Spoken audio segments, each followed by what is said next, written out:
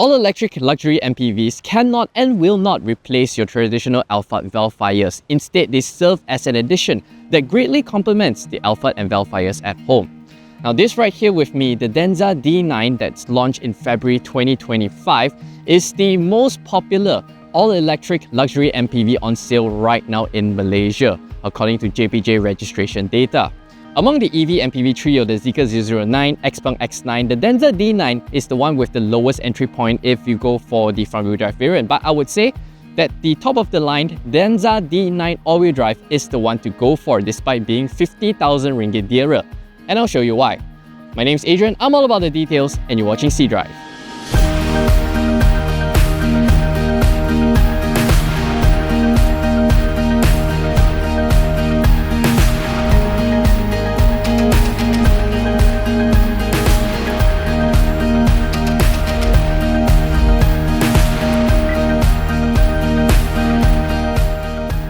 The entry-level D9 front-wheel drive, despite its price advantage over its competitors, you still get the same amount of goodies, or similar. 103.6 kWh LFP battery pack, full level 2 suite of ADAS captain seats, as well as acoustic glass all around. Differentiating the two variants is 50,000 ringgit, and you get an extra rear electric motor, head-up display, digital rear view mirror, you get different trims, massaging and memory seats for the front, DiSus-C adaptive dampers, as well as these LED whiskers. That's all you get for 50,000 ringgit? Well, I would say that 45,000 of the 50,000 goes to these DiSus-C adaptive dampers. Now, this is what is needed to take the D9 from good to great. Now, the DiSus-C is what BYD calls it as the intelligent damping body control system, which adjusts the damping characteristics according to the road conditions, and it comes with two preset modes, Comfort and Sport. The D9 is a heavy car, tipping the scale at between 2.8 to 2.9 tons. And the front-wheel drive variant of the D9 that comes with variable damping, and that is equivalent to the Comfort mode in this DiSus-C equipped D9 all-wheel drive, which I feel has too much rebound over the secondary ride, especially when you go over the high frequency stuff, which the passengers would definitely feel it. And Sport mode is really the sweet spot, offering you that firm, nicely damped characteristics whenever you go over undulations. It just behaves and settles so much better. And anytime that I want softer damping, it's just a touch of the screen. As I mentioned at the start of the video, electric MPVs are not here to replace your Alphard Vellfires. Instead, it greatly complements. Now, picture this. You have a pure ICE Alphard that's used to chauffeur your entire family, kids to school, wife to pickleball, and you yourself to work. And when you have the Alphard going around, dropping off yourself and your entire family, there are lots of pockets of idling and downtime for the car and the driver. So like 30 minutes to the next pickup point, or 45 minutes here, an hour there. It all adds up to speed up the engine oil degradation, and it just burns a lot of fuel. And the Alphards, as you know, it's not very efficient around town. This is where electric MPVs come into play. They're offering the same, if not more, levels of luxury and practicality. And being electric, they are incredibly efficient around town, and idling does not take up too much energy, ultimately resulting in much lower running costs compared to your Alphard Vellfires. Now, if you have to take on a long distance trip, cross the states, cross borders, then you'll most likely be taking your ICE-powered Alphard Vellfire for the convenience of refueling. And that's how the two can complement each other. The battery accepts up to 11 kilowatts of AC input, and if you charge it up at home, it'll take you under 10 hours from 0 to 100%. Now, get this. It's the only car in the segment that offers LFP type battery, which means you're able to charge it up to 100% every single time without having to worry about battery degradation. But this also means that you're sacrificing top-end output performance for battery charge cycles. And having the extra 20% every single time you leave your house makes a difference in the real world. And it really suits this people mover where you want range instead of outright performance. Boot space opens up to 410 liters that is expandable to 570 just by pulling this latch right here and push the third row seats backwards. But otherwise, you're able to very easily slot in tall suitcases like this. Now, it's comparable to the Zeekr 009, but the X1 X9 still has the largest boot space with all 3 rows up. Keyless entry is available on all 4 doors, but you have to press the physical button for it to unlock. Alternatively, you can bind your phone with the NFC digital card and just tap your phone over here to lock and unlock the car. The power sliding doors can be operated from the outside by pushing the button, pulling the grab handle, or the best way, double tap on the key fob and it opens up.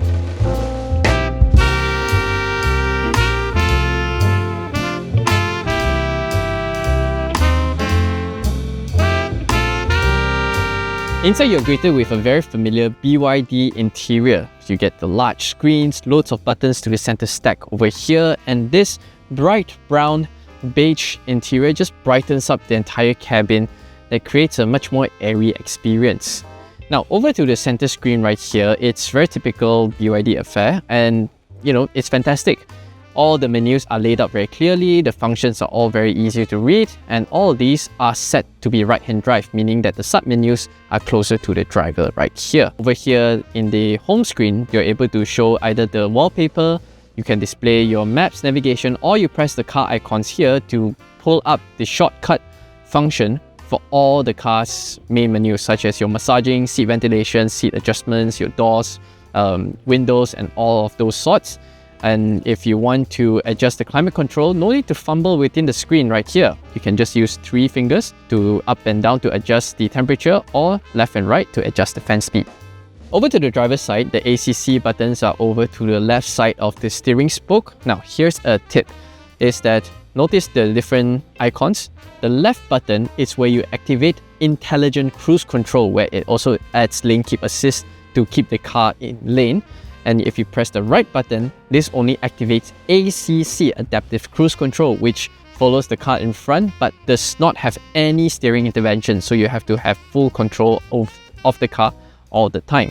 And over to the right side, this is where you have your multimedia controls, and if you notice the menu button right here, you press it once to activate the sub menu over to the instrument cluster's right section, so up and down to cycle through the different information. And if you press it, double press it, it goes to the left side of the screen menu to show your tire pressure monitoring system as well as your electric consumption. One very interesting thing is the map view. So let's say you are connected to your Apple CarPlay and you have Waze on navigation. It gets projected, the entire Waze UI gets projected over to the center screen here on the instrument cluster, and within the sub-menus, you're able to select whether you want it small or you have a full view, which projects the entire Waze on screen, which, it's brilliant. However, it does not work on Google Maps. Google Maps only display turn-by-turn navigation in the instrument cluster as well as the head-up display, and showcases a sort of like an augmented reality arrow directions in the head-up display. But curiously, in Waze, the head-up display does not show turn-by-turn navigation, so it's either one or the other. But I think this is an easy fix. Just have a software update to patch everything, and it should be able to have a more synchronized view. Otherwise, you can use the built-in navigation, or alternatively, you can use Apple Maps, which in Malaysia is not a very popular application. Over to the center controls here, you get loads of quick shortcut keys to adjust your drive modes, your regenerative braking, as well as control the powered sliding doors. However, here's the thing, you have to first unlock the car, then only you're able to open up the doors. It cannot just push off a button when you're approaching to pick up your bosses. So that's something to take note of. Now, if you notice, there's a start-stop button over to the center. It's functional, but it's entirely optional, because within the screen menu, you're able to set the car to be auto and power on and power off, meaning that once you get off the car, you lock the car, it just shuts down automatically, and whenever you unlock and get into the car, the moment it opens up the doors, the driver's side door, and the car would just wake up and you're ready to go. The side door bins don't fit a large size water bottle, but you can stuff it over to the center here. Unfortunately, this center armrest is quite a shallow compartment. That's because underneath there's a 6.8 liters of fridge. Well, you're able to set it up down to -5 degrees of cooling or up to 50 degrees of heating. For example, when you're keeping your child's packed food or even baby milk, You want to keep it either warm or cool, entirely up to you. It's all done via the fridge here. And it also comes with antibacterial function. Over to the passenger side, the seat's really soft and I get 8-way adjustment along with lumbar support. And I can adjust the headrest for better support. To open out the glove box is a conventional latch. Charging all the devices, there is a wireless charging tray and one Type A and one Type C port underneath. And the small vanity mirror has LED lights.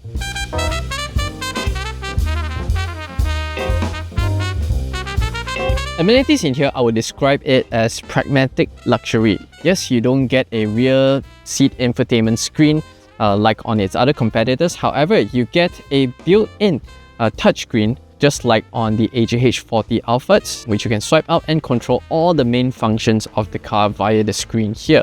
Selecting your music, your sunroof, your seats, massaging, and the massaging seats, I tell you, this has got to be one of the best that I've ever experienced because the rotors are really pushing into your pressure points and you just feel so rejuvenated after a long distance or after it's completed the massaging time. And over here, if you want to change between the different musics, you're able to do so. And if you notice that there's no volume button, that's because you have to swipe down from the top, and this is where you adjust your volume settings. Very cool. There's a one-touch zero gravity function, which allows you to have maximum relaxation, just like this. And once you have your ventilator seats and massaging seats on, really do feel like a boss. And you also have a one-touch back to its original position. You can either do it from the screen or this button right here for very quick ease of access. Why do I say that this cabin is very practical? It's because that despite the rear seats being very large, comfortable, spacious compared to its other competitors, you still have a center walkway right here that makes it very easy for third row passengers to get in and out of. I think this is a whole lot more practical compared to adjusting the seats or not having a center walkway at all. I have the middle captain seats adjusted to a very comfortable sitting position and I'm 175 cm tall. I have about 1 tennis ball's worth of knee room. Sitting will have about 2 tennis balls worth, but I'm able to recline the seats further for an even more comfortable sitting position. Center armrest, the air vents are all very nice. I have a Type C port back here, as well as rear seat pockets. Now, parents were able to safely secure their kids in the 4 seats, the captain seats and the 2 outer seats here, with ISOFIX mounting points.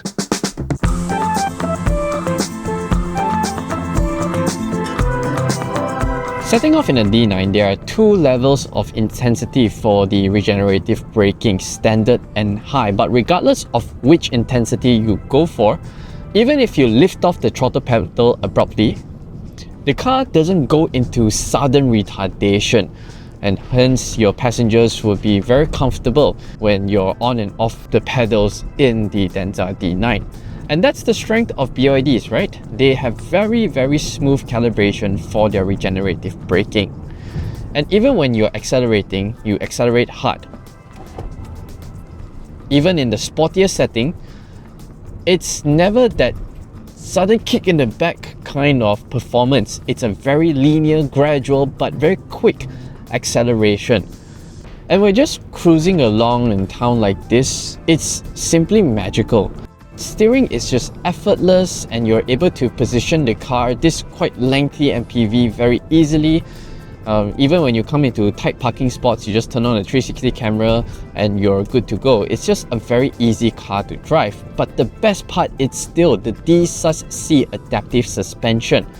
Because right now, even I'm cruising in sport mode, this is the mode that I've been driving it perpetually, and you just get that very nice, reassuring firmness, yet it's not crashy at all when you're going over the bumps, dips, and even all of the cobble roads. And given a car that weighs about 2.7, 2.8 tons, if you want any better suspension setup, you want to be more comfortable, you want to be firmer, you really have to go into air suspension territory. Well, you may feel the acceleration from a standstill not very convincing, but once you're out on the open road, you have to pay attention to the speedometer to realize that how fast you're going. Yes, it's no rocket ship, but you're still in a very fast yacht. Now, because this all-wheel drive system it's a front bias all-wheel drive, meaning that the front motors has significantly more power compared to the rear. Hence, primary forward propulsion lies with the front axle, and which means that the front tires would wear out a lot quicker compared to the rear. Hence, you have to be very religiously rotate the tires to preserve your tires wear much more evenly. Despite its all-wheel drive system, the Denza D9 does not like to sit at very high triple-digit speeds for a very long time. That's because no matter what sort of technology you squeeze into the car, you just cannot deny the laws of physics. The weight, the height, the length, the width. This one, without air suspension, you just cannot defy laws of physics. However, on the flip side is that every one of its other competitors negate these body roll as well as highway cruising by having very sophisticated air suspension as well as larger wheels, which gives it much more better confidence at highway speeds.